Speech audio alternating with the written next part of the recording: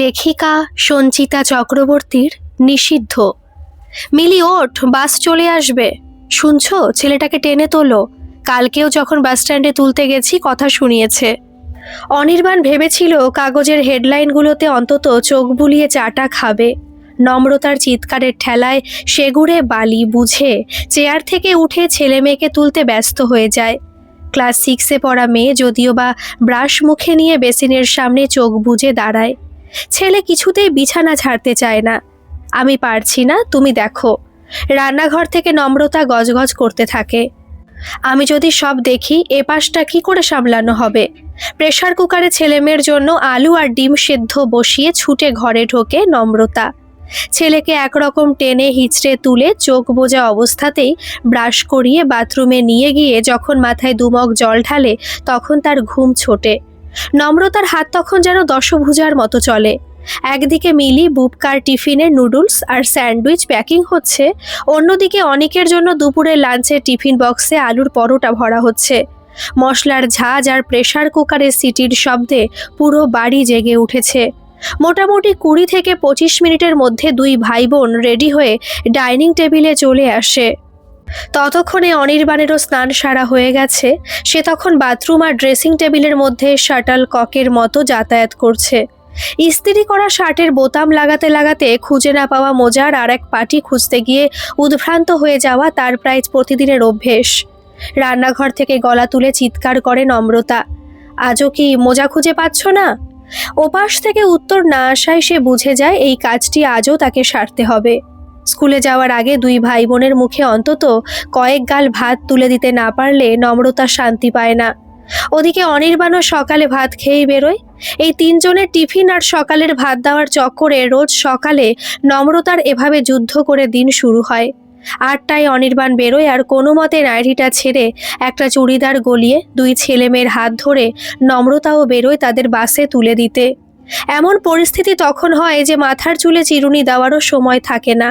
তাদের বাসে তুলে দিয়ে মিনিট 15 জিরিয়ে নেওয়ার সময়। সকালের চা অর্ধেক দিনই ঠান্ডা হয়ে যায়। এখন আর এক কাপ চা করে জানলার ধারে বসে দুদণ্ড শ্বাস নিতে নিতে চায়ের কাপে চুমুক দেয় নম্রতা। 8:30টায় কমলাদি ঢোকে ঠিকে কাজে, আর নম্রতাও আলস্য ছেড়ে নিজেকে তৈরি করতে থাকে। ও একটা প্রাইভেট ব্যাংকে চাকরি করে। 10টায় ঢোকার কথা সেখানে, তাই সময় নষ্ট করলে চলবে না। নম্রতা নিজের ঘরের দিকে ছোটে। অফিসের শাড়িটা আলমারি থেকে বের করা হয়নি কাল রাতে। আয়নার সামনে দাঁড়িয়ে নিজের উস্কো খুস্কো চুলের দিকে তাকিয়ে সে একবার দীর্ঘশ্বাস ফেলে। ব্যাংকের ক্যাশ কাউন্টারে সারাদিন হাসি মুখে গ্রাহকদের সামলাতে হয়, অথচ নিজের সকালটা শুরু হয় একরাশ বিরক্তি আর তাড়াহুড়ো দিয়ে। ঘড়িতে তখন 9টা 15। ব্যাগ গুছিয়ে নিজেকে মোটামুটি সাজিয়ে মোবাইল আর টিফিন বক্সটা নিয়ে নম্রতা সদর দরজায় তালা দিয়ে বাস স্ট্যান্ডের দিকে হাঁটতে হাঁটতে মনে মনে হিসেব করে আজ ফেরার পথে মিলির জন্য একটা নতুন ড্রয়িং খাতা আর বুবকায়ের প্রিয় বিস্কুটটা নিয়ে যেতে হবে। বাড়ি থেকে ব্যাংক খুব একটা বেশি দূরে নয়, অটোতে মিনিট 25 লাগে। এই 25টা মিনিট নম্রতার কলকাতা শহরটাকে দেখার সময়। অটোটা যখন গড়িয়াহাট মোড়ের জ্যামে এসে আটকে পড়ল, নম্রতা হাত ঘড়ির দিকে তাকালো। বেলা 9:30। কলকাতার এই সময়টা যেন একটা ফুটন্ত কড়াইয়ের মতো, সবকিছু টকবক করে ফুটছে। 9:30 মানেই কলকাতার রাজপথে তখন অসম লড়াই। অফিস যাত্রী ঠাসা বাসগুলো একপাশে কাত হয়ে কাতরাতে কাতরাতে এগোচ্ছে। বাসের ফুট বোর্ডে বাদুর ঝোলা হয়ে ঝুলে থাকা মানুষগুলোর শার্টের পিঠ ততক্ষণে ঘামে ভিজে সপসপে। অটো চালকের ক্রমাগত হর্ন আর পাশে দিয়ে বেরিয়ে যাওয়া বাইকগুলোর শ শ শব্দে কানপাতা দায়। নম্রতা ভাবে, অনির্বাণও কি এখন ঠিক এইরকম কোনো ভিড় ঠেলে অফিসের সিঁড়ি ভাঙছে? সিগনালে অটোটা থামতেই নম্রতার চোখ গেল পাশের একটা রিকশার দিকে। সেখানে এক বৃদ্ধ দম্পতি হয়তো ডাক্তার দেখাতে যাচ্ছেন। তাদের চোখে মুখে এই শহরের গতির সাথে তাল মেলাতে না পারার এক অদ্ভুত অসহায়তা। ঠিক উল্টো দিকে বিশাল এক বিলবোর্ডে ঝকঝকে মেকআপ করা কোনো এক নায়িকার বিজ্ঞাপনী হাসি। মধ্যবিত্তের এই ধুলোবালি মাখা লড়াইয়ের সাথে যার কোনো মিল নেই। পুরনো কলকাতার জীর্ণ ড্যাম ধরা বাড়িগুলোর বারান্দায় তখন দু একটা ভিজে শাড়ি রোদে উঠছে। পাশেই মাথা তুলে দাঁড়ানো নতুন ধাঁচের বহুতলগুলোতে রোদের ঝিলিক লাগছে। 9:30 এই রোদটা বড্ড কড়া। নম্রতার মনে পড়ল ঘরের জানলায় পর্দাটা টেনে দিয়ে আসা হয়নি। রোদে বোধহয় ঘরের কোণটা তেতে পুড়ছে এখন। অটোটা জ্যাম কাটিয়ে একটু গতি নিতেই নম্রতা ব্যাগ থেকে রুমাল বের করে কপালের ঘামটা মুছে নিল। 10টা বাজতে আর মাত্র 15 মিনিট। ব্যাংকের এসি রুমে ঢোকার আগে এই আধ ঘন্টার শহরটাই নম্রতার কাছে আসল পৃথিবী। অটোটা তখন ব্যাংকের আগের সিগন্যালে দাঁড়িয়ে। ঠিক তখনই একটা অল্প বয়সী ছেলে আর মেয়ে হন্তদন্ত হয়ে উঠে এলো অটোর পেছনের সিটে। নম্রতা জানলার একদম কোণে চেপে বসে ওদের জায়গা করে দিল। মেয়েটির পরনে হালকা হলুদ কুর্তি, হাতে একগুচ্ছ কাচের চুড়ি, আর ছেলেটির চোখে মুখে এক অদ্ভুত প্রশান্তি। অটোটা স্টার্ট নিতেই শুরু হলো ওদের নিচু গলার খুনসুটি। বলেছিলাম না 10 মিনিট আগে বেরোতে? দেখলে তো, তোমার কাজল পরার চক্করে আজ নির্ঘাত লেট। ছেলেটি কৃত্রিম রাগ দেখিয়ে বলল। মেয়েটি আলতো করে ছেলেটির শার্টের হাতা টেনে ধরল, চোখে একরাশ দুষ্টুমি। দেরি হয়েছে তাতে কি, এই যে জ্যামে আটকে আছি, বেশ তো লাগছে। তুমি বরং বলো তো আমায় কেমন দেখাচ্ছে? ছেলেটি একটু ঝুঁকে মেয়েটির কানের কাছে ফিসফিস করে কি একটা বলল, আর মেয়েটি খিলখিল করে হেসে উঠে ওর কাঁধে মাথা রাখলো। ওদের এই ছোট ছোট কথা, একে অপরের চোখের দিকে তাকিয়ে থাকা, সবকিছুই যেন এক বসন্তের হাওয়া বয়ে নিয়ে এলো অটোর ওই ঘিঞ্জি সিটটায়। নম্রতা আর চোখে একবার ওদের দেখল, তারপর বাইরের ব্যস্ত রাস্তার দিকে তাকিয়ে একটা দীর্ঘশ্বাস ফেলল। বুকটা কেমন যেন ফাঁকা ফাঁকা লাগলো ওর। মনে পড়ে গেল অনির্বাণের কথা। কতদিন কতদিন অনির্বাণ ওর দিকে তাকিয়ে এভাবে বলেনি, তোমাকে আজ খুব সুন্দর লাগছে। এখন ওদের কথা মানি। মিলিকে তুলেছ? ইস্ত্রি করা শার্টটা কোথায়? বাজারের ব্যাগটা দাও। ভালোবাসার জায়গাটা এখন দখল করে নিয়েছে একরাশ লিস্ট আর দায়িত্বের পাহাড়। ব্যাংকে ঢুকে নিজেকে কাজের মধ্যে ডুবিয়ে দিল নম্রতা। এখন আর অন্যদিকে মন দিলে চলবে না। কাউন্টারে অলরেডি লাইন পড়তে শুরু করেছে। 12:30 নাগাদ কাউন্টার একটু ফাঁকা হতে আকাশ এসে 1 কাপ ব্ল্যাক কফি ওর সামনে নামিয়ে রাখলো। তুমি জানলে কি করে গলাটা শুকিয়ে এসেছে? কাজ করতে করতে দেখলাম 2বার জল খেলেন। বুঝলাম এ দেশটা শুধু জল দিয়ে যাওয়ার নয়, আমারও খেতে ইচ্ছে করছিল, তাই আপনারটাও বানিয়ে নিয়ে এলাম। আকাশ শর্মা ওদের ব্যাংকে নতুন জয়েন করেছে। দিল্লির ছেলে, কলকাতায় নাকি বছর 7 আছে। বেশ ঝরঝরে বাংলা বলতে পারে। মৃদু হেসে নম্রতা কাপটা তুলে নিল। এই কালারটা কিন্তু আপনাকে খুব মানায়, আমি আগেও দেখেছি। নম্রতার ঠোঁটের কোণে এক চিলতে হাসি ফুটে উঠলেও মনের ভেতরটা কেমন যেন একটু কেঁপে উঠল। সকালে অটোতে দেখা সেই যুগল আর অনির্বাণের উদাসীনতায় যে মেঘটা মনের কোণে জমেছিল, আকাশের এই সহজ প্রশংসাটা যেন তাতে এক চিলতে রোদ্দুর বুলিয়ে দিল। থ্যাংক ইউ আকাশ, তুমি খুব খুঁটিয়ে লক্ষ্য করো দেখছি। আকাশ হাসলো। ওর হাসিতে এক ধরনের চপলতা আছে, যা নীরস ব্যাংকের পরিবেশে বড্ড বেমানান কিন্তু আরামদায়ক। সে কাউন্টারের ওপর 2 হাত রেখে নিচু গলায় বলল, আসলে ভালো জিনিস তো এমনি চোখে পড়ে যায়। নম্রতা একটু অপ্রস্তুত বোধ করলো। শাড়িটা পুরনো, আর সকালে তো ঠিক করে ম্যাচিং দুলটাও পরতে পারিনি। অথচ এই ছেলেটা এমনভাবে বলছে যেন সে খুব পরিপাটি হয়ে সেজে এসেছে। ঠিক তখনই লাইনে দাঁড়ানো এক বয়স্ক গ্রাহক গলা খাকারি দিলেন। নম্রতা সম্বিত ফিরে পেয়ে তাড়াতাড়ি কফির কাপটা একপাশে সরিয়ে রাখলো। আকাশ চোখের ইশারায় আসছি বলে নিজের ডেস্কের দিকে এগিয়ে গেল, কিন্তু যাওয়ার আগে বলে গেল, কফিটা শেষ করবেন ম্যাডাম? ঠান্ডা হলে কিন্তু একদম বিস্বাদ লাগবে। দুপুরের লাঞ্চ ব্রেকে চারপাশের শোরগোল যখন একটু থিতিয়ে এলো, নম্রতা নিজের টিফিন বক্সটা খোলার আগে একবার অনির্বাণের কথা ভাবল। ফোনটা কানে দিয়ে নম্রতা খুব নরম স্বরে জিজ্ঞেস করলো, হ্যালো শুনছো? তোমার কি লাঞ্চ করা হয়েছে? আজ তো তোমার প্রিয় আলুর পরোটা করে দিয়েছিলাম, খেয়েছো ওটা? অনির্বাণ খিচিয়ে ওঠে, কাজের চাপে আমার মাথা ঠিক নেই, আর এখন তুমি আলুর পরোটা নিয়ে পড়লে? মান্থ এন্ড চলে এসেছে, রাখো তুমি ফোন এখন। কট করে ফোন কেটে দেওয়ার শব্দ আসে। নম্রতার লাঞ্চ করার ইচ্ছেটাই চলে যায়। টেবিলে রাখা জলের বোতল তুলে কিছুটা জল গলায় ঢেলে লাঞ্চ বক্সটা আবার ব্যাগে ঢুকিয়ে রাখবে বলে ব্যাগটা টেনে নেয়। কি ব্যাপার, লাঞ্চ না করে তুলে রাখছেন যে? আকাশ এসে পাশে দাঁড়ায়। খেতে ঠিক ইচ্ছে করছে না আজকে। না খেলে চলবে? এখনো রাজ্যের কাজ রয়েছে, না খেলে এনার্জি আসবে কোথা থেকে? আপনি বরং আজকে আমার থেকে একটু খান। আমার মা নিজে হাতে দিল্লি থেকে আচার করে পাঠিয়েছে।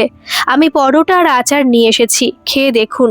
জোর করে নিজের থেকে কিছুটা পরোটা ছিঁড়ে আচার দিয়ে নম্রতার দিকে এগিয়ে দেয় আকাশ। দোনমনা করেও ওর আন্তরিকতা দেখে সে খাবার জিভে দেয় নম্রতা। অনভ্যস্ত বাঙালি জিভে সে স্বাদ একটু বেশি নোনতা ঠেকলেও আকাশের মুখ যে নম্রতা বলে, বাহ, দারুণ হয়েছে। ধীরে ধীরে সন্ধে নামলো। এক এক করে ব্যাংকের কর্মীরা ব্যাংক থেকে বেরোচ্ছে। সারাদিনের কাজের শেষে নম্রতার কোমরের ব্যথাটা তখন বেশ বেড়ে উঠেছে। ব্যাগ গুছিয়ে নিয়ে কাচের ভারী দরজাটা ঠেলে বেরিয়ে অটো স্ট্যান্ডের দিকে তাকিয়ে দেখে বিরাট লাইন। এতক্ষণ লাইনে দাঁড়িয়ে অটোয় চড়ার অবস্থা আজ ওর নেই। নম্রতা ঠিক করলো আজ বাসে বাড়ি ফিরবে। স্ট্যান্ডে গিয়ে বাসে উঠে জানলার ধারে বসে মাথাটা জানলার কাচের দিকে এলিয়ে শহরের দিকে তাকালো নম্রতা। আকাশটা এখন পুরোই কালো। শহর আলোয় ঝলমল করছে। অফিস ফেরত লোকজন ক্লান্ত শরীরে দ্রুত পায়ে বাড়ি ফেরার তোড়জোড় করছে। হঠাৎ নোটিফিকেশনের শব্দে মোবাইলে তাকিয়ে দেখে আকাশের মেসেজ ঢুকছে। মন এখনো খারাপ হয়ে আছে, তাই না? কোনো কাজ পেন্ডিং থেকে গেল কি? আমায় বলতে পারেন। আমার বেরোতে এখনো বেশ কিছুটা সময় লাগবে। আমি না হয় করে রাখবো। না থাক, কাল এসে বাকি কাজ আমি তুলে দেব। আসলে আজ কোমরের ব্যথাটা এত বেড়েছে। আমি এখন হেডফোনে আপনার প্রিয় গানটাই শুনবো, যেটা আপনি আপনার কলা টিউন করে রেখেছেন। নম্রতা চমকে উঠল। ছেলেটার সব দিকে নজর আছে। আকাশ বুঝে গেছে কোনটা নম্রতার প্রিয় গান। আজ জানে কি জিদ না করো। নিজের মনে দুটো লাইন মৃদুস্বরে গুনগুনিয়ে ওঠেও। আবার আকাশের মেসেজ আসে, আপনিও গানটা শুনুন না ম্যাডাম, তাহলে আর নিজেকে একা মনে হবে না। আমার বেরোতে এখন একটু দেরি আছে। আমি এই গানটা চালালাম, আপনি শুনছেন তো আমার সাথে? আকাশের মেসেজের আর কোনো উত্তর দিল না নম্রতা। তবে ব্যাগ থেকে হেডফোনটা বার করে প্লেলিস্ট দেখে গানটা চালিয়ে দিল। বাস তখন ধীরে ধীরে স্ট্যান্ড থেকে বেরোচ্ছে। ইউহি পেহেলু মে বেঠে রহো কানে আসতেই অজান্তে বুকটা কেমন যেন মুচড়ে উঠল। ফোনের স্ক্রিনে সময় দেখার বদলে নম্রতা একবার আকাশের দিকে তাকালো। শহরের নিয়ন আলোয় আকাশটা কেমন ঝাপসা বেগুনি দেখাচ্ছে। সন্ধে ঠান্ডা বাতাসের ঝাপটা এসে লাগছে নম্রতার চোখে মুখে। তার সঙ্গে হেডফোনে প্রতিধ্বনিত হচ্ছে গায়িকার মখমলি গলার গুঞ্জন। নম্রতার বুকের উপর চেপে বসা পাথরটা ধীরে ধীরে হালকা হতে থাকে। অফিসের ডেডলাইন, বাড়ির দুশ্চিন্তা, দাম্পত্যের পানসে স্বাদ, একঘেয়েমি আর ভবিষ্যতের ভয় দিয়ে তৈরি সেই ভারী পাথর যন্ত্রচালিতের মতো নির্দিষ্ট স্টপেজে অভ্যেস মতো নেমে পড়েও। কানে তখনও বেজে চলেছে গানটা। ওদের গলির সামনে পৌঁছে একটা দীর্ঘশ্বাস ফেলে হেডফোনটা কান থেকে খোলে নম্রতা। তারপর সমীরণদার দোকান থেকে মিলির ড্রয়িং খাতা আর বুবকার প্রিয় বিস্কিটের প্যাকেটটা নিয়ে বাড়ি ঢোকে। নম্রতা জানে এই সময় তার দুই ছেলে মেয়ে টিচারের কাছে বাড়িতে পড়ছে, তাই কোনো মতে বাড়িতে ঢুকে অফিসের পোশাক ছেড়ে রান্নাঘরে গিয়ে স্যারদের জন্য আর নিজের জন্য চায়ের জল ওভেনে চাপিয়ে দেয়। কিছুক্ষণ পরে অতসীর মা রাতে রান্নাটুকু করতে আসবে। কয়েক মাস হলো জোর করে একে রাখা হয়েছে। অনির্বাণ গাইগুই করেছিল, বাইরে লোকের হাতে খেতে ইচ্ছে করে না। নম্রতা যুক্তি দিয়েছিল, তাহলে অনলাইনে অর্ডার করে হোটেল থেকে খাবার আনিয়ে খাও কি করে? ওখানে কি তোমার বাড়ির লোক গিয়ে রান্না করে দিয়ে আসছে? সারাদিন কাজ করে অফিস থেকে ফিরে আমারও আর শরীর দেয় না অনির্বাণ।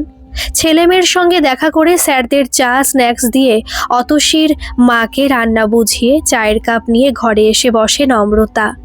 কোমরের ব্যথাটা আজ বড্ড বেড়েছে, কিন্তু বসে থাকলে চলবে না, কারণ মিলির প্রজেক্ট দিন দুয়েক পরেই জমা দিতে হবে। নম্রতা ঠিক করলো চায়ের কাপ শেষ করে পাড়ার মোড়ের দোকান থেকে প্রয়োজনীয় জিনিসগুলো নিয়ে আসবে। অনির্বাণ এসব স্কুল প্রজেক্টের দিকে কোনোদিনই তাকিয়ে দেখল না, তাই যাই হোক না কেন মেয়ের প্রজেক্ট সময় মতো শেষ করে দেওয়ার দায়িত্ব ওর। বাড়ি থেকে বের হয়ে যাওয়ার ঠিক মুখে আকাশ ফোন করলো। কোমর ব্যথাটা এখন কেমন আছে?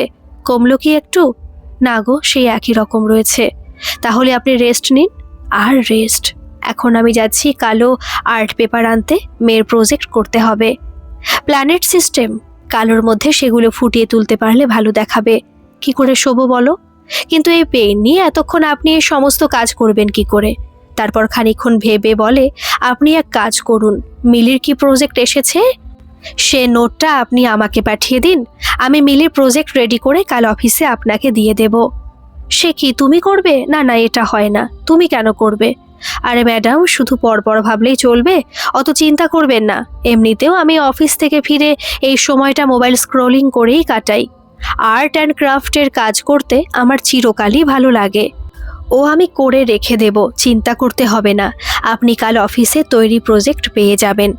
থ্যাংক ইউ সো মাচ আকাশ, সত্যি তুমি আমার খুব বড় উপকার করলে। এইভাবে থ্যাংক ইউ সরি বলতে থাকলে কিন্তু কোনোদিনই আপনি আমাকে বন্ধু ভাবতে পারবেন না। যাই হোক, আমি মিলি প্রজেক্টের কাজটা বরং শুরু করি, আপনি রেস্ট নিন। খানিক বাদে হয়তো আপনার হাজব্যান্ডও চলে আসবে, একটু মালিশ করে দিতে বলবেন, আরাম পাবেন। আমি রাখি এখন। নম্রতা দেখল বুবকা টিভির ঘরে বসে কার্টুন দেখছে, মিলি নিজের হোমওয়ার্ক করছে, অতসীর মা রান্না করে চলে গেছে। নম্রতা ভাবলো মিনিট 15 একটু গড়িয়ে নিই, তারপর ছেলে মেয়ে দুটোকে ডিনার দিয়ে দেব। আরে কি ব্যাপার, যখন তখন এভাবে শুয়ে পড়লে হবে? ওঠো ওঠো। মিলি কখন থেকে ড্রয়িং খাতা খুঁজে চলছে, পাচ্ছে না, একটু দেখো। অফিসে গাধার খাটনি খেটে বাড়িতে আসার পর আমায় যদি এখন এই সব সামলাতে হয়, তাহলে তুমি আছো কি করতে বলো তো? তাড়াহুড়ো করে খাটের উপর উঠে বসতে গিয়ে ব্যথায় মুখটা বিকৃত করে ফেলে নম্রতা। অনির্বাণ ফিরেছে। আলনা থেকে লুঙ্গিটা নিতে নিতে কথাগুলো বলে উত্তরের আশায় নম্রতার দিকে তাকিয়ে দাঁড়িয়ে আছে। আমার শরীরটা একদম ভালো নেই গো আজকে, কোমরের ব্যথাটা বড্ড বেড়েছে। কাল ভাবছি অফিস থেকে ফেরার পথে ডক্টর দাসকে একবার দেখিয়ে আসব।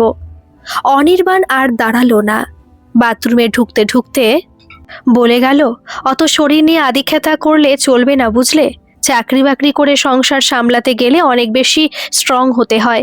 তারপর বাথরুম থেকে বেরিয়ে গামছায় হাত মুছতে মুছতে বলল, শরীর কি আর আমার খারাপ হয় না? আমারও হয়, কিন্তু আমিও এসব পাত্তা দিই না। এখন যাও, ঠিক আছে, অফিস থেকে ফিরে আজ না হয় চা নাই বা খেলাম, ছেলে মেয়ে দুটোকে ডিনার দিয়ে দাও আর আমাকেও খেতে দিয়ে দাও। একবারে খেয়ে দিয়ে শুয়ে পড়ি, একটা লম্বা ঘুম আমার দিতেই হবে। নম্রতা একবার চোখ পেলে অনির্বাণের দিকে তাকালো, সেই চোখে জল ছিল না, ছিল এক জমাটবদ্ধ ক্লান্তি। ভাবল, একবারও কি অনির্বাণ বলতে পারতো না ওষুধ এনে দেব কোনো, বা একটু মালিশ করে দিই? সেদিনের অটোয় দেখা সেই ছেলেটি বা অফিসের আকাশ, ওরা যেভাবে মুখের ভাষা পড়তে পারে, এই 13 বছরের ঘর করা মানুষটা কেন পারে না? সকালে ব্যাংকের কাচের দরজা ঠেলে ভেতরে ঢুকতেই নম্রতা নাকে একটা পরিচিত অথচ স্নিগ্ধ সুগন্ধ এলো। দামি কোনো পারফিউম নয়, যেন সদ্য ফোটা কোনো বুনো ফুলের ঘ্রাণ। ওর ডেস্কে গিয়ে নম্রতা থমকে দাঁড়ালো। ডেস্কটপ আর একগাদা ফাইলপত্রের মাঝখানে কালো মাউন্ট বোর্ডে দাঁড় করানো আছে মিলির সেই প্রজেক্টটা। নম্রতা দুরু দুরু বুকে সেটা হাতে তুলে নিয়ে দেখলো কালো মাউন্ট বোর্ডের ওপর সোনালি আর রূপলি রং দিয়ে আকাশ ছায়াপথ এঁকেছে। গ্রহগুলোর গায়ে স্পার্কেল এমনভাবে দেওয়া যে ব্যাংকের সাদা টিউবলাইটের আলোতেও সেগুলো সত্যি জ্বলজ্বল করছে। নম্রতা মুগ্ধ হয়ে হাত বাড়িয়ে একটা গ্রহ ছুঁতে গেল।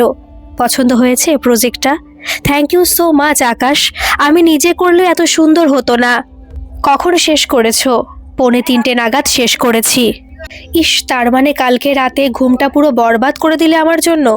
একগাল হেসে আকাশ বলে, আরে কত রাত এমন ঘুম বরবাদ করেছি নেটফ্লিক্সে সিরিজ দেখার জন্য, ও নিয়ে আপনি চিন্তা করবেন না।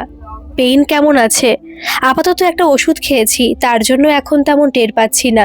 দেখি যদি 1-2 দিনের মধ্যে অফিস থেকে ফেরার সময় ডক্টর দাসের অ্যাপয়েন্টমেন্টটা পাওয়া যায়। আর বছর 5 বাদে 40 হবে। এখন এগুলো একটু আধটু জানান দিয়েই যাবে। আপনার কি অ্যারেঞ্জড ম্যারেজ? না না, আমি আর অনির্বাণ ক্লাসমেট। অনেক কাঠখড় পুড়িয়ে আমাদের বিয়ে করতে হয়ে, বিয়ের প্রথম দিকে একটু মুখ ভার করে রেখেছিল, কিন্তু পরের বছর যখন মিলি জন্মালো সব অশান্তি দূরে সরিয়ে দিয়েছিলেন। আকাশ নম্রতার দিকে আরেকটু এগিয়ে এসে বলল, আপনার 2 ছেলেমেয়ের মধ্যে ডিফারেন্স কত বয়সে? 4 বছর। নম্রতার টেবিলে গ্রাহকদের লাইন পড়তে থাকে। ডেস্কটপ খুলে লগ ইন করে নম্রতা কাজে মন দেয়। ঘণ্টাখানেক পরে আকাশ আলতো করে নম্রতার কফির কাপটা এগিয়ে দিয়ে বলে, আপনার প্রিয় ব্ল্যাক কফি, চিনি ছাড়াই। আজ একটু বেশি কড়া করে এনেছি। তাড়াহুড়ো করে হাত চালাতে চালাতে এক চিলতে হেসে কৃতজ্ঞতা জানায় নম্রতা।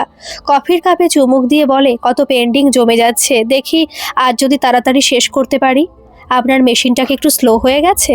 মেশিন স্লো হয়েছে না কাজের চাপ বেড়ে গেছে বুঝতে পারছি না। খানিক আগেই রঞ্জনদার কেবিনে ঢুকে ধমক খেয়ে আসলাম এত পেন্ডিং থাকার জন্য। গম্ভীর হয়ে ম্যানেজার রঞ্জন গাঙ্গুলির কেবিনের দিকে তাকিয়ে আকাশ বলে, ও ব্যাটা বুড়োর কথা মাথায় নেবেন না তো, আজকাল বড্ড একে ওকে ঝাড় দিতে শুরু করেছে। আপনি এক কাজ করুন তো, সিস্টেম থেকে একবার লগ আউট করে আবার লগ ইন করুন, নয়তো আপনার মেশিনটা আরেকবার রিস্টার্ট করুন, দেখুন তো কিছু উপকার হয় কিনা। ওর কথা শুনে নম্রতা সিস্টেম থেকে লগ আউট করে। আকাশ নিজেই হাত বাড়িয়ে মেশিন শাটডাউন করে। আকাশের গা থেকে ভেসে আসছে এক তীব্র অথচ স্নিগ্ধ আফটার শেভ আর দামি পারফিউমের মিশ্রিত ঘ্রাণ। সেই গন্ধে কোনো উগ্রতা নেই, আছে এক ধরনের আভিজাত্য আর অদ্ভুত এক আকর্ষণ। 13 বছরের অভ্যেসে অনির্বাণের গায়ের সেই ঘাম আর সাধারণ সাবানের গন্ধটাই নম্রতার কাছে পুরুষালী গন্ধের সংজ্ঞা হয়ে গিয়েছিল। কিন্তু আকাশের এই সুবাস যেন এক অজানা মায়াজাল বিছিয়ে দিচ্ছে ওর চারপাশে। অটোমেটিক শাটডাউন হওয়ার সময় স্ক্রিনের নীলচে আলোটা আকাশের তীক্ষ্ণ চিবুক আর সযত্নে কামানো গালে প্রতিফলিত হচ্ছে। নম্রতা আর চোখে দেখল আকাশের হাতের কবজির কাছে কয়েকটা সূক্ষ্ম রোম, আর ওর ঘড়ির স্ট্র্যাপের নিচে ধমনীর ধুকপুকানি। এত কাছ থেকে কোনো পুরুষ মানুষের উপস্থিতি নম্রতা বহুদিন অনুভব করেনি। আকাশের গায়ের সেই চরমনে সুগন্ধটা নম্রতার ফুসফুসে ঢুকে ওর মগজে এক ধরনের ঝিমঝিম ধরিয়ে দিল। আমাদের ব্যাংকের সার্ভারটা বড্ড ব্যাকডেটেড, ওই জন্য মনে হয় টাইম বেশি লাগে। কতবার রঞ্জন স্যারকে বলেছি এই নিয়ে কথা বলতে। যাই হোক, আপনি মেশিনে লগ ইন আর পাসওয়ার্ডটা দিন। নম্রতা মাউসটা ড্র্যাগ করে ইউজার আইডি ইনপুট করলো। আকাশের শরীরটা তখন নম্রতার এত কাছে যে ওর নিঃশ্বাসের তপ্ত হাওয়া নম্রতার কানের লতিতে এসে লাগছে। সেই শিহরণে নম্রতা এক মুহূর্তের জন্য চোখ বুজলো, তারপর কাঁপা কাঁপা আঙুলে কিবোর্ডের বোতামগুলো টিপতে শুরু করলো। এন্টার টিপতেই স্ক্রিনটা নীল হয়ে খুলে গেল। ঠিক তখনই পাশ দিয়ে ফাইল হাতে যাচ্ছিলেন ব্যাংকের সিনিয়র ক্যাশিয়ার মৃণাল বাবু। পৌর মানুষ, ব্যাংকের নারী নক্ষত্র তার চেনা। তিনি থমকে দাঁড়ালেন। আকাশের শরীরী ভঙ্গি আর নম্রতার ওই তন্ময়তা তার অভিজ্ঞ চোখে কেমন যেন খটকা লাগালো। মৃণাল বাবু একটু গলা খাকারি দিয়ে নম্রতার টেবিলের সামনে এসে দাঁড়ালেন। আকাশ তৎক্ষণাৎ সোজা হয়ে দাঁড়িয়ে এক চিলতে হাসলো, কিন্তু মৃণাল বাবুর চোখে কড়া শাসনের ছাপ। তিনি সরাসরি আকাশের দিকে না তাকিয়ে নম্রতার দিকে তাকিয়ে গম্ভীর গলায় বললেন, নম্রতা, একটু এদিকে শোনো তো। নম্রতা যেন সম্বিত ফিরে পেল। আকাশের সেই পারফিউমের মায়া কাটিয়ে সে মৃণাল বাবুর দিকে তাকালো। মৃণাল বাবু নিচু গলায় কিন্তু বেশ স্পষ্ট স্বরে বললেন, ব্যাংক জবের প্রথম পার্ট কি জানো তো? লগ ইন পাসওয়ার্ড নিজের ছায়ার কাছেও গোপন রাখতে হয়। কেউ যতই পরিচিত বা সাহায্যকারী হোক না কেন, কারো সামনে এভাবে কিবোর্ড খোলা রাখাটা একদম প্রোটোকল বিরুদ্ধ। আকাশ খুব ভালো ছেলে মৃণালদা, সবারই বেশ ভালো বন্ধু হয়ে গেছে, খুব উপকারী। আসলে সিস্টেমটা হ্যাং করে যাচ্ছিল বারবার, আর স্লো হয়ে গেছিল মেশিনটা। সেই কারণেই ও আমাকে হেল্প করতে এসেছিল। চশমাটা নাকের উপর তুলে মৃণাল বাবু নম্রতার দিকে শীতল দৃষ্টিতে তাকিয়ে বললেন, বন্ধু, পরোপকারী এ সমস্ত শব্দগুলো কলিগদের জন্য এত সহজে প্রয়োগ করো না নম্রতা, বিপদে পড়বে। মৃণাল বাবু নিজের কাজে চলে যান। নম্রতার ভেতরটা এক মুহূর্তের জন্য কেঁপে উঠল। মৃণাল বাবুর কথাগুলো যেন বরফ শীতল জলের মতো ওর গায়ে এসে লাগলো। আকাশ এবার নম্রতার পাশে এসে খুব নিচু স্বরে বলল, আমি কি সত্যি আপনার কোনো ক্ষতি করতে পারি? মৃণাল বাবু আসলে ব্যাকডেটেড মানুষ তো, তাই সব কিছুতেই ষড়যন্ত্র দেখেন। আপনি কাজ শুরু করুন, আমি বরং আমার টেবিলে যাই। 2-1 করে গ্রাহকের লাইন পড়তে থাকে নম্রতার ডেস্কের সামনে। গত 2 বছর ধরে এই সিনিয়র এক্সিকিউটিভ পোস্টে কাজ করতে গিয়ে প্রচুর হাই ভ্যালু ক্লায়েন্ট ওকে সামলাতে হয়েছে। কাজ করতে করতে একবার চোখ তুলে দেখলো ম্যানেজার নিজের কেবিনে ঢুকলেন। কিছুক্ষণের মধ্যেই নম্রতার টেবিলে রাখা ফোনটা বাজতে লাগলো। নম্রতার অবশ্যই এটা জানাই ছিল আজ মিস্টার বাজোরিয়া আর তলা পাত্রর কয়েক কোটি টাকা ম্যাচিওর করার কথা। ম্যানেজারের গম্ভীর গলা ফোনের ওপার থেকে ভেসে এলো, নম্রতা, লাঞ্চের পরেই বাজোরিয়া সাহেব আর তলাপাত্রর ফাইল দুটো ইমিডিয়েট প্রসেস করো। হেড অফিস থেকে বারবার তাগাদা দিচ্ছে, কোনো ল্যাগ যেন না হয়। পড়ে থাকা পেন্ডিং কাজগুলো যত দ্রুত সম্ভব তুলতে থাকে নম্রতা। 2 নাগাদ বাজোরিয়া আর তলাপাত্রর কেস দুটো ওপেন করতে হবে, তার আগে এগুলো সেরে নিতে পারলে ওর সুবিধে হয়। 1 নাগাড়ে বেশ কিছুক্ষণ কাজ করার পর টেবিলটা ফাঁকা করতে পেরে মনে মনে স্বস্তি পেল নম্রতা। দেখেছেন তো ম্যাডাম, কেমন সহজে এখন মেশিনটা রান হচ্ছে। আমায় কিন্তু আজকে একটা ট্রিট দিতে হবে। হ্যাঁ হ্যাঁ, নিশ্চয়ই আকাশ, ওটা তোমার এমনিতেই প্রাপ্য। মিলির প্রজেক্টটা করে দিয়েছো? তাহলে চলুন আমরা বরং সামনের ক্যাফেটা থেকে আজ চট করে কিছু খেয়ে চলে আসি। না না, আজ আমায় একটা বিশেষ কাজ করতে হবে। বেশিক্ষণ লাগবে না, চলুন না প্লিজ। ওদের ব্যাংকের উল্টো দিকেই একটা ক্যাফে খুলেছে, ব্যাংকের অনেকেই ওখানে খেয়েছে দুপুরে, সবাই প্রশংসাও করেছে। নম্রতা আর না করলো না, চটজলদি কিছু একটা খেয়ে চলে আসা যাবে মনে করে আকাশের সাথে ও রেস্টুরেন্টে গিয়ে ঢুকলো। ছেলেটা খেতে চেয়েছে, না করে কি করে? আকাশ নম্রতার থেকে বছর কয়েকের ছোটই হবে, কিন্তু ব্যবহারে এত পরিণত যে নম্রতার আজকাল ওর ওপর ভরসা করতে ইচ্ছে করে। রেস্টুরেন্টের আবছা আলো আর হালকা মিউজিকের মায়াবী পরিবেশে নম্রতার মনে হচ্ছিল সে যেন বহু বছর পর দম বন্ধ করা কোনো কুঠুরি থেকে খোলা বাতাসে এসে দাঁড়িয়েছে। সামনে টেবিলে বসে থাকা আকাশ তখন এক দৃষ্টিতে ওর দিকে তাকায়। সে চাহনিতে কোনো অফিসের সহকর্মীর পেশাদারিত্ব নেই, আছে এক গভীর মুগ্ধতা। এত সহজ পাসওয়ার্ড কেউ রাখে ম্যাডাম? নম্রতা চমকে উঠে তাকায় ওর দিকে, আমতামতা করে বলে, কিন্তু আমি তো লগ ইন করার সময় দেখলাম তুমি অন্যদিকে তাকিয়ে আছো। হো হো করে হেসে ওঠে আকাশ, বলে, এই ক্লায়েন্ট পাসওয়ার্ড লগ ইন আর ক্যাশ নিয়ে হ্যান্ডেল করতে করতে আপনার মাথাটা পুরো গেছে। আমি আপনার ফোনের পাসওয়ার্ডের কথা বললাম। এইমাত্র আমার সামনে ওপেন করলেন, আপনার অফিসের লগ ইন আমি সত্যিই দেখিনি। ও, আমি চমকে গেছিলাম। আসলে ফোনের পাসওয়ার্ডটা আমার ছেলের জন্মের সাল। ওই জন্যই তো বললাম, এগুলো মানুষ সহজে গেস করতে পারে। এরপর থেকে সব সময় একটু প্যাঁচালো পাসওয়ার্ড রাখবেন, যাতে চট করে কেউ না ভাঙতে পারে। ঠিকই বলেছ, আমার পাসওয়ার্ডগুলো একটু বেশি সহজ সরল, সবকটাই পাল্টে দেব। আকাশ হাসলো, তারপর গুনগুন করে গান গাইতে গাইতে নিজের ফোন নিয়ে টাইপ করতে শুরু করলো। ওদের অর্ডার দেওয়া হয়ে গেছিল, কিন্তু হঠাৎ ম্যানেজার রঞ্জন তার ফোন ঢুকলো। নম্রতা, হোয়ার আর ইউ? আমি মানে স্যার, আমি একটু সামনের ক্যাফেটায় লাঞ্চের জন্য। এই মুহূর্তে তুমি ব্যাংকে ঢোকো, এখানে সাংঘাতিক কাণ্ড হয়ে গেছে। ফোন কেটেই নম্রতা আকাশকে বলে, আর এক মুহূর্ত আমি এখানে থাকতে পারবো না। ম্যানেজার ফোন করেছিলেন কি নাকি হয়ে গেছে, এক্ষুনি অফিসে ঢুকতে হবে। আকাশ রিল্যাক্স মুডে হাত পা ছড়িয়ে বলে, আপনি যান ম্যাডাম, গিয়ে দেখুন কি হয়েছে। আমি এখান থেকে খেয়ে তারপরে ব্যাংকে ঢুকবো। নম্রতা অবাক হয়ে গেল ওর নিষ্ক্রিয় আচরণ দেখে।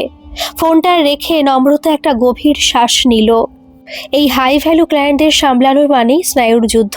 ডেস্কে উপচে পড়া কাজের ফাইল, সামনে গ্রাহকদের ভিড় আর মনের গোপনে রেখে দেওয়া আকাশের সেই পুরুষালী সুগন্ধ ওকে এক গোলক ধাঁধার মধ্যে আটকে দিয়েছে। রেস্টুরেন্ট থেকে দৌড়ে বেরিয়ে যায় নম্রতা, তড়িঘড়ি করে গিয়ে ঢোকে ম্যানেজারের কেবিনে। কম্পিউটারের সামনে বসে ম্যানেজারের মুখে তখন বিন্দু বিন্দু ঘাম। তুমি তোমার লগ ইন পাসওয়ার্ড বদলেছ? না তো, তাহলে অ্যাক্সেস ডিনাইড বলছে কেন? নম্রতা কম্পিউটার স্ক্রিনে একবার চোখ বুলিয়েই ম্যানেজারকে বলে, আমার মেশিনটা থেকে একবার লগ ইন করে দেখব স্যার। ম্যানেজারের কেবিন থেকে প্রায় দৌড়ে নিজের ডেস্কে ফিরে এলো। বুকের ভেতরটা তখন কামারের হাঁপড়ের মতো ওঠানামা করছে। অন্য ডেস্ক থেকে বাকি সহকর্মীরাও তখন ওর টেবিলের পাশে এসে দাঁড়িয়েছে। কিবোর্ডে নিজের সেই চেনা পাসওয়ার্ডটা টাইপ করতে গিয়ে ওর আঙুলগুলো যেন অবশ হয়ে আসছে। এন্টার টিপতেই স্ক্রিনে লাল রঙের বড় বড় অক্ষরে ভেসে উঠল, Access denied. This account has been locked due to multiple unauthorized login attempts. নম্রতার চোখের সামনেটা অন্ধকার হয়ে গেল। ঠিক তখনই আইটি সেকশনের প্রধান অরিজিৎ বাবু হন্তদন্ত হয়ে নম্রতার টেবিলের সামনে এসে দাঁড়ালেন। নম্রতা, তোমার সিস্টেম থেকে গত 15 মিনিটে বাজুরিয়া সাহেবের অ্যাকাউন্ট থেকে 5 কোটি টাকা ট্রান্সফার করার রিকোয়েস্ট গেছে। সার্ভার ওটা ব্লক করেছে ঠিকই, কিন্তু ডেটা লিক হওয়া আটকানো যায়নি। তোমার আইডি থেকে একটা আননোন আইপি অ্যাড্রেস ব্যবহার করে সিস্টেম হ্যাক করা হয়েছে।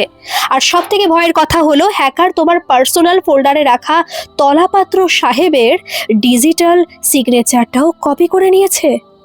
নম্রতা একবার চোখ তুলে দেখল, আকাশের ডেস্কটা ফাঁকা। আকাশের সে নীলচে শার্টটা ভিড়ের মাঝে কোথাও আর দেখা যাচ্ছে না। রেস্টুরেন্টে ওর সে রিল্যাক্সড ভাবটা এখন নম্রতার কাছে এক ভয়ানক ষড়যন্ত্র বলে মনে হচ্ছে।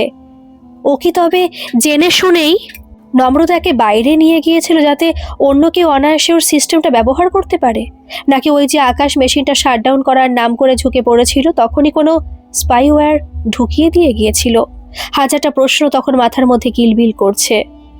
নম্রতা টলতে টলতে উঠে দাঁড়ালো, চিৎকার করে বলল, আকাশ, আকাশ শর্মা, আজ সকালে যখন আমি লগ ইন করেছিলাম তখন ওই আমার মেশিনের পাশে দাঁড়িয়েছিল, ওই আমায় লাঞ্চ করাতে সামনের ক্যাফেটায় নিয়ে গেছিল, ও এখনো ওখানেই আছে। তবে ইন্সপেক্টর খানের টিম গিয়ে সেই ক্যাফেতে আকাশকে পায়নি। হোটেলের ম্যানেজার বলেছিল নম্রতা বেরিয়ে যাবার পরে কিছু না খেয়ে আকাশও সেখান থেকে বেরিয়ে গেছিল। যে সুগন্ধটা ওকে মোহাবিষ্ট করেছিল, সেই ঘ্রাণটাই এখন ওর 17 বছরের কেরিয়ার আর সম্মানকে এক নিমেষে ছাই করে দিয়ে গেছে। ঠিক সেই মুহূর্তে ওর ফোনে একটা মেসেজ টোন বাজলো, আননোন নাম্বার। ইন্সপেক্টর খান কড়া সুরে বললেন, মেসেজটা চেক করুন ম্যাডাম। কাপা হাতে ফোনটা খুলল নম্রতা। মেশিনটা সত্যি স্লো ছিল ম্যাডাম, তাই ডেটাগুলো কপি হতে একটু সময় লাগলো। ভাগ্যিস আজ ক্যাফেটায় গেছিলাম, তাই তো বুঝতে পারলাম আপনার সমস্ত পাসওয়ার্ডগুলো আপনার বাড়ির লোকজনের ডেট অফ বার্থ ব্যবহার করেই করা। মিলির প্রজেক্টের জন্য যে স্পার্কেলগুলো ব্যবহার করেছি সেগুলো কিন্তু আসল নয়, ঠিক যেমন আমাদের ওই কয়েকদিনের বন্ধুত্বটা। ভালো থাকবেন। ইন্সপেক্টর খান ততক্ষণে নম্রতার হাত থেকে মোবাইলটা নিয়ে মেসেজে আসা নম্বরটা তার টিমকে দিয়ে আকাশকে খুঁজে বের করতে বলছেন। নম্রতাকে শোকজ করা হয়েছে, চাকরিটা টিকবে কিনা ঠিক নেই। ঠিক তখনই ব্যাংকের গেটের বাইরে একটা ট্যাক্সি এসে দাঁড়ালো। গার্ডরা বাধা দিতেই চিৎকার করে উঠল একজন, আমার স্ত্রী ভেতরে আছে, আমি অনির্বাণ বোস। মৃণালবাবু নম্রতার মাথায় হাত রেখে বললেন, আমি ওকে ফোন করে দিয়েছিলাম নম্রতা। এতক্ষণ পর নম্রতা মুখ ঢেকে হাউ হাউ করে কেঁদে উঠল। অনির্বাণ ইন্সপেক্টরের দিকে তাকিয়ে শান্ত কিন্তু দৃঢ় গলায় বলল, অফিসার, আমার স্ত্রী কোনো অপরাধ করেনি, ও খুব সরল, তাই হয়তো কেউ ওর সরলতার সুযোগ নিয়েছে। আমি ওর পাশে আছি, আইনি যা যা প্রসেস আছে আমরা ফেস করব। খান সাহেব ফাইল থেকে মুখ তুলে অনির্বাণের দিকে তাকালেন। সরলতা ব্যাংকের খাতায় কোনো লজিক নয় মিস্টার বোস, তবে হ্যাঁ, ওই ছেলেটি যে একজন প্রফেশনাল হ্যাকার বা স্পাই সেটা প্রাথমিক তদন্তে বোঝা যাচ্ছে। নম্রতা দেবী তো কেবল একটা মাধ্যম ছিলেন। দোষী হলে উনিও আকাশের মতো বেপাত্তা হয়ে যেতেন। চিন্তা করবেন না, জালিয়াতের পুরো টিমই আমরা কিছুদিনের মধ্যেই খুঁজে বার করে ফেলব। অনির্বাণ নম্রতার হাত ধরে নরম সুরে বলল, চলো নম্রতা, বাড়ি চলো। চাকরি যাক বা থাক, আমি তো আছি। গল্পটি কেমন লাগলো অবশ্যই কমেন্ট করে জানাবেন, আর ভালো লাগলে একটা সাবস্ক্রাইব করে আমার পাশে থাকবেন। ধন্যবাদ।